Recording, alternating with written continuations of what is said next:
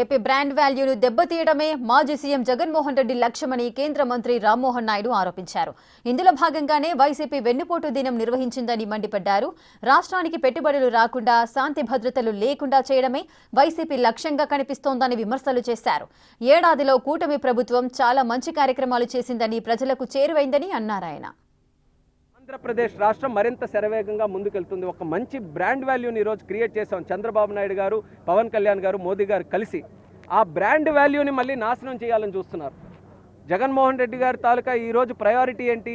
పెట్టుబడులు ఏవి రాకూడదు, శాంతి భద్రతలు అసలు సరిగ్గా ఉండకూడదు. రాష్ట్రంలో ఏదో ఒక కార్యక్రమాన్ని మనం విమర్శిస్తూ అసలు ఏదో జరిగిపోతుంది అన్నటువంటి మాయాజాలం ఒకటి రాష్ట్రంలో సృష్టించాలి. మీరు గత సంవత్సరంలో జరిగినటువంటి ప్రోగ్రామ్స్ తీసుకోండి, అన్నీ ఈ కేటగిరీలో వచ్చినవి తప్ప కన్స్ట్రక్టివ్గా రాష్ట్రానికి మంచి చేసే ప్రోగ్రాం ఒక్కటి కూడా ఇన్వాల్వ్ అయ్యి లేదు. నా సూచన ఏంటంటే ఇలాగా ఇది చేస్తే 150లో 5 తీసి 11 చేశారు, 151లో ఈ 11లో 1 తీసి 1 చేస్తారు. అది ఇప్పటికైనా సరే వాళ్ళు మేలుకోవాలని ఈ సందర్భంగా